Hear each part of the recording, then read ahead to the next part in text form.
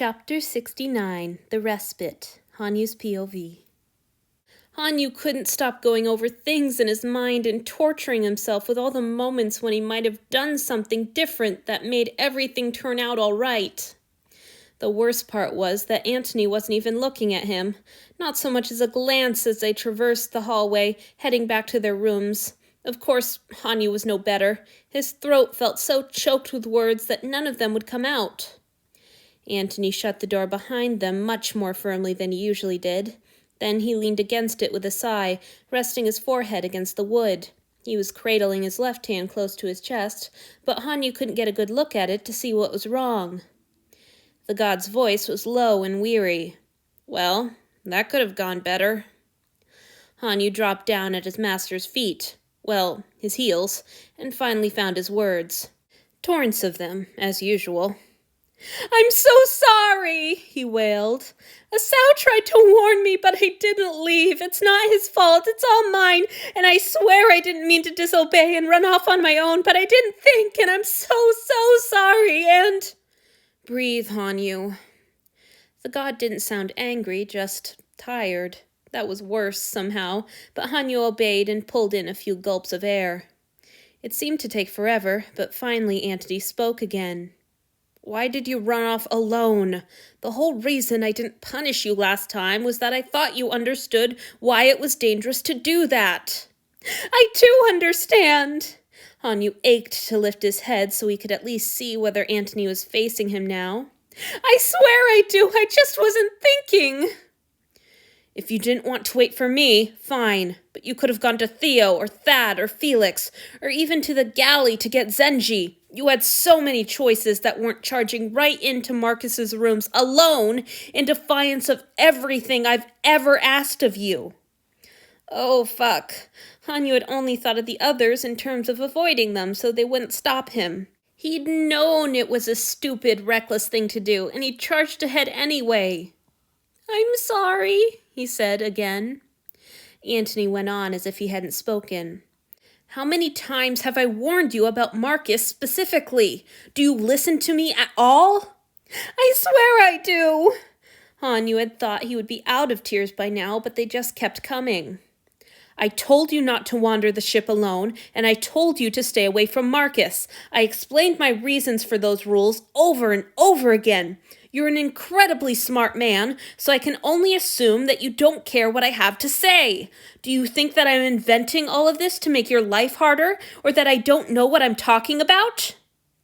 Hanyu never would have guessed that he would miss having Antony understand that he was stupid, but there was no denying that it would have helped just then.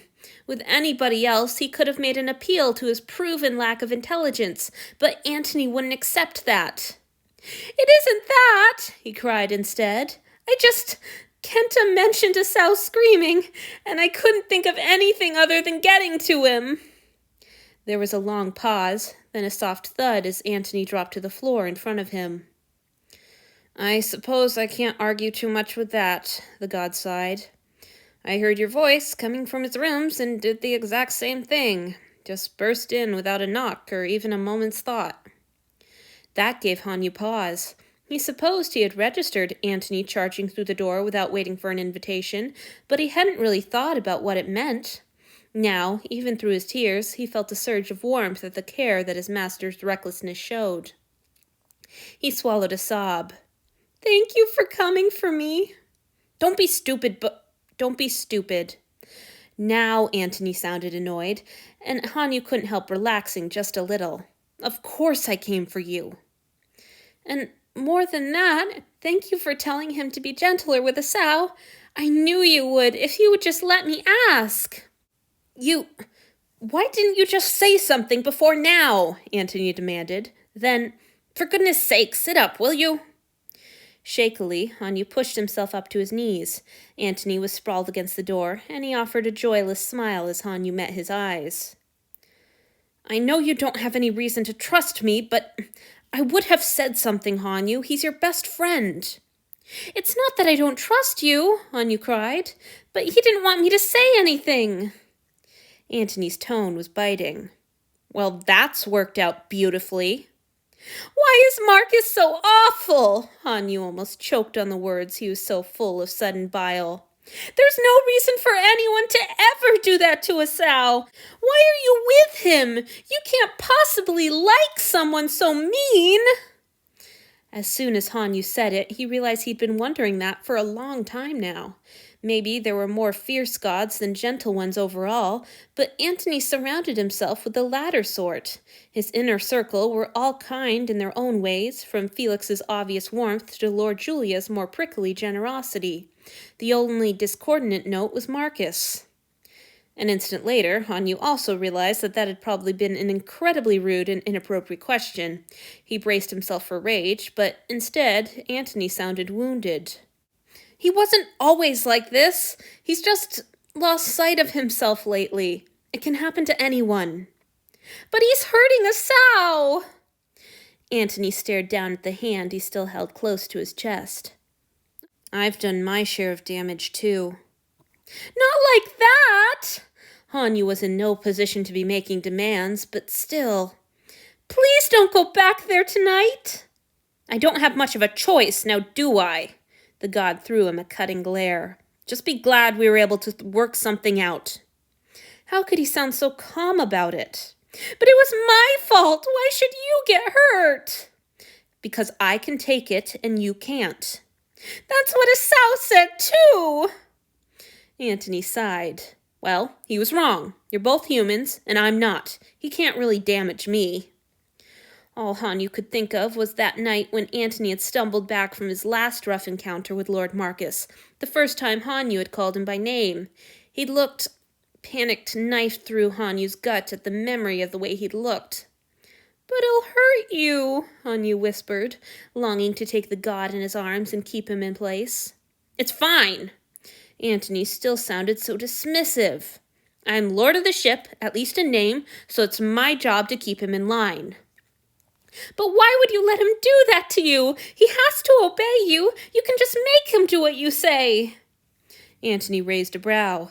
Because that's worked out so well with you? That's not... I wouldn't ever... Antony! Hanyu's voice quivered with appeal on the last word. It seemed to work. His master scooted closer and put a hand on his shoulder, though he still kept the left hand close to his own chest. It's going to be all right, Hanyu, the god said. One night of unpleasantness, and it'll all be behind us. He really isn't so bad once you get to know him.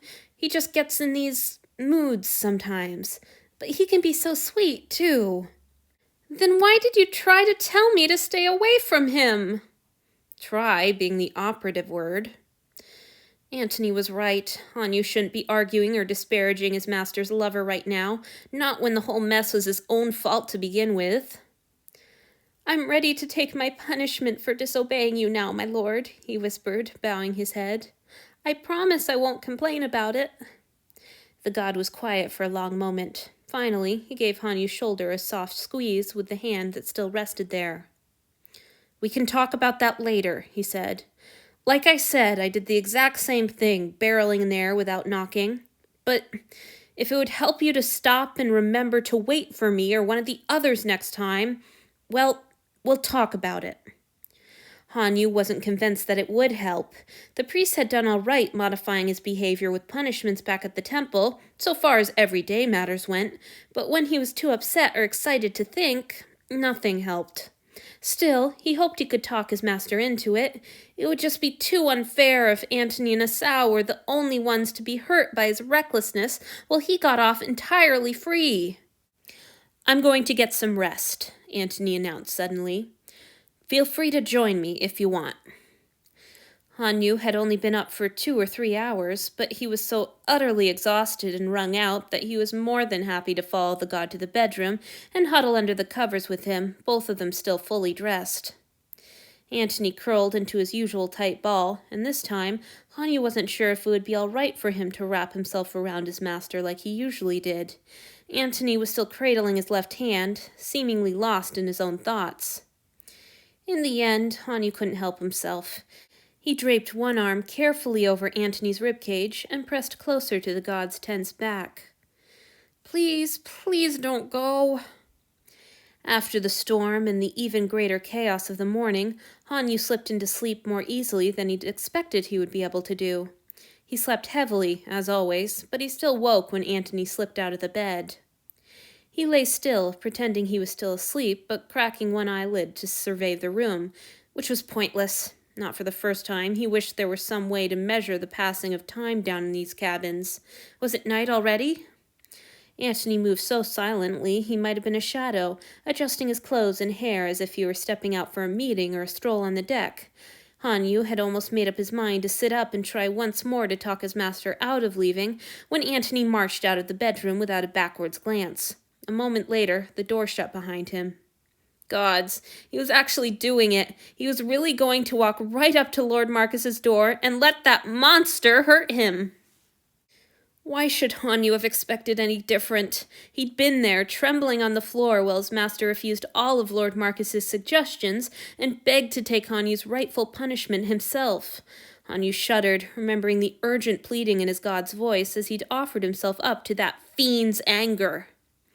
That was 2 in one day, Antony and Asao both, begging to take on Hanyu's punishments. How did he always let this happen? Everyone who cared about him ended up suffering for that mistake. What kind of misery was Lord Marcus doling out? Had it already started? Was he leaving vicious bruises on Antony's slender throat or wrists? Was he using a whip or a crop? Was he making Asao watch? Gods, was he making Asao participate? Hanyu's feet touched the floor before he finished realizing that he was getting up. "Stop it, you fool!" he snarled at himself as he fixed the tie on his robe and started moving towards the sitting room. "All of this happened because you ran off on your own, and you're going to do it again?" But it seemed his body had made up its own mind, and that was exactly what he was going to do. He had to see what was happening. He couldn't just doze in his master's bed while Antony suffered on his behalf. He met a few gods in the halls on their ways to the upper decks now that the sun had gone down, but none he knew. They didn't pay him any attention, and soon he was approaching Lord Marcus's door for the second time that day. He couldn't hear anything. He glanced around to make sure no one was close by, then pressed his ear to the door. Nothing. Not the faintest hum of a voice. Were there spells on the doors to keep the sound so muffled? He couldn't open the door. Even this sudden, mad compulsion couldn't drive him that far. And if he wasn't going to open the door, he should leave, because sooner or later someone was going to come down that hallway and see... All of Hanyu's thoughts vanished when he heard the scream. It was so faint, he thought at first he was letting his imagination run away with him, but then it came again, the tiniest bit louder, and he knew it was real. No wonder Joji hadn't been able to hear Asao when Kenta did. Was that Asao now, or Antony? Hanyu couldn't tell, but even through the implausibly soundproof door, he could hear the pain in the man's cries. He was being tortured, not punished. Hanyu's thoughts scattered again when he heard a third scream, this one softer and more despairing, as if the screamer were quickly losing strength. He was tearing down the halls before it was over, and he didn't stop or look at anybody until he reached Lord Theodora's door. The god herself opened to his frantic hammering, wrapped in sturdy clothes and looking as if she had been on her way above deck. Her face creased with worry at the sight of him. Hanyu? Before she'd even finished forming his name, he was grabbing for her arm and trying to drag her down the hall. "Marcus has Antony!" he wailed.